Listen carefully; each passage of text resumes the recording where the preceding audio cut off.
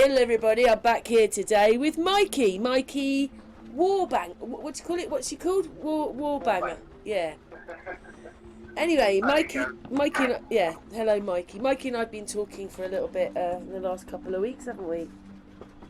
Yeah. Great conversations. Yeah, you live in South London, don't you really? Yeah, down here in Surrey. Well, what it is that Mikey keeps giving me information, don't you, my darling? Yeah, it's here and there. I do try. So he's been giving me information, and what it was is, in one of your jobs, you're going to explain one of your jobs, just a little bit. You don't have to go on forever, but just explain what you did for your job.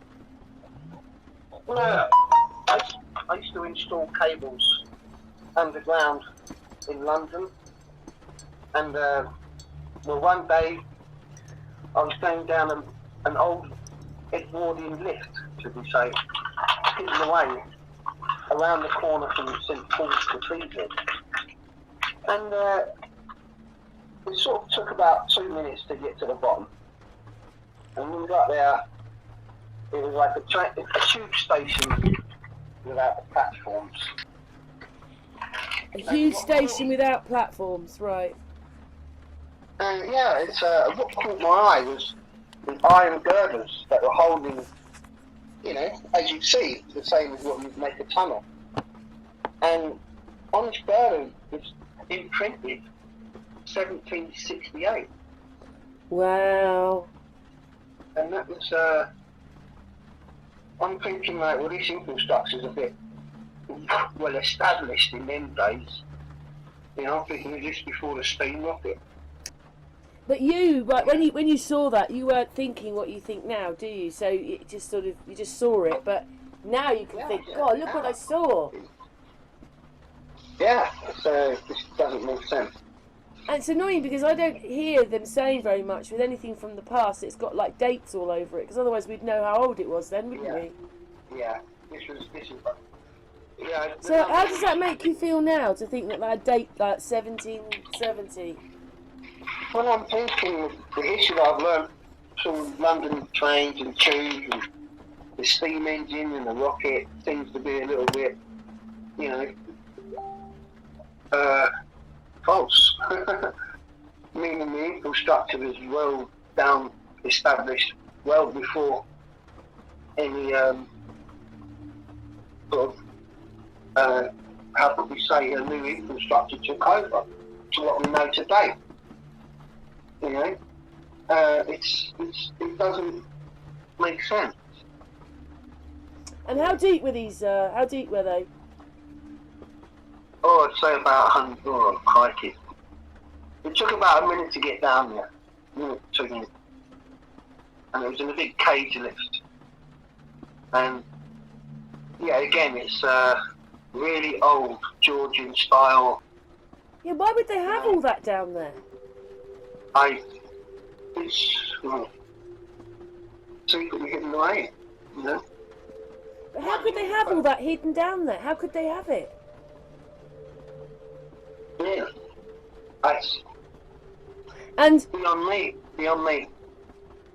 So I just wanted to explain that you've seen the steel. It said 17. What was it? 17.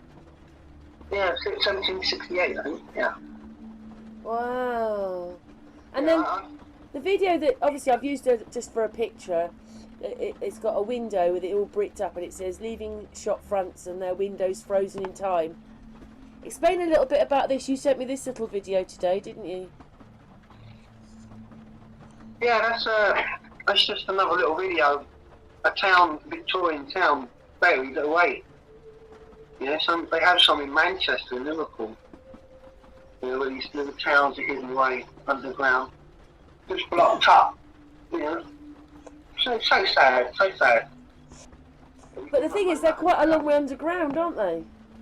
Yeah, because this one in Bristol, it's just it shouldn't be underground. Yeah, just to explain to you, I didn't actually put that bit in, but Mikey's talked about that. So It has a horse trough. yeah, the old support beams bear the Great Western Railway initials on this one.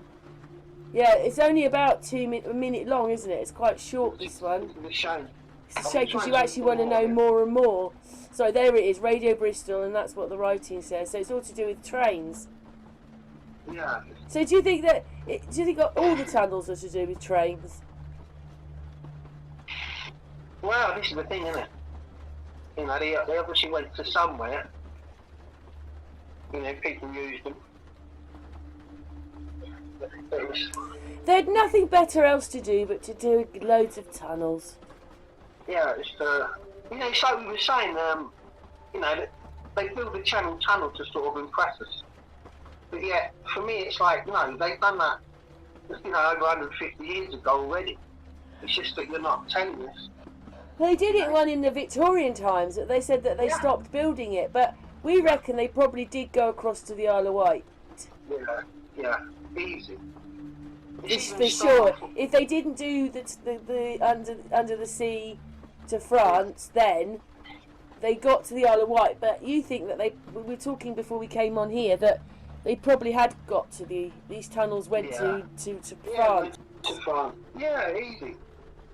You know. And you know, because in America we've got star cities, and where their train system, you know, literally, when you're on a train track, it's only one way to that star city. So what they would do, they'd have both ends, a front and a back, so you wouldn't have to turn round. So the whole track would go non-stop to the star city, electric, and not coal. And the same would be over here in England with Georgian Bays, where we'd be doing the same thing, going to the Crystal Palace, and then going to France, you know, on the World Fair, under those tunnels. You know? That's my assumption. Yeah. Is there anything else you'd like to say on those things? Got anything else you'd like to talk about as you're here, Mikey? And I've roped you into a phone call conversation. Sorry enough. No, not really. No. It's just I keep thinking about Starfall shit again. You know, I keep thinking the fresh water mineralisation. Yeah, I think that they had wells in them. Yeah, definitely. For some reason, you know, the water gets to the top of the mountains and then comes over as a waterfall. So something happens when it goes through the rocks and up. Yeah. Some pressurisation somewhere. Yeah, somewhere along the line. Something natural that we don't know. Well, that's all crazy, isn't it? All of it's crazy. It goes against everything we've been taught. Yeah. Oh, yeah.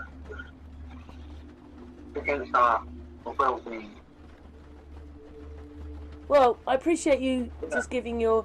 Do you have any sort of... You don't have anything else much to say about the date one, you know, with the 1768, the steel? There's nothing... No, it was just dark down there. And yeah, we just talked this... But yeah, it was quite an experience to sort of like, you know, these... I actually asked the man, he said, I asked him, I said, what leads down to that, you know, that tunnel? He says, oh, that one leads to 10 Downing Street. I went, oh, okay. Let's go then. I said, what about that one down there? He says, oh, that's the St Paul's Cathedral. Now I'm thinking, hang about, we're 100 foot underground. We're a mud flood city here, and yet St Paul's Cathedral's up on a hill. What's happening here? Well, it was, but it's not now, is it? No. It's like when you sort of try and sort of comprehend it in your mind of where you are, and pinpoint where you are in that city, and where the depth you are at, and where the angles of the tunnels are going off, these are going to prestigious places of like worship. You know, these are like prayer mounds, you know. These are, you know, it's I'm not allowed to go down there, unfortunately. Oh, I'd love to go down there with you, Mikey. Oh, God. We need to get the key to the city. Well, thank you so much for that bit of information. No problem, Karen. It's been lovely speaking to you. Oh, always. I mean, don't go anywhere. I'm just going to stop the video. Okay. This bit of video. Thank you so much, Mikey. Thank you.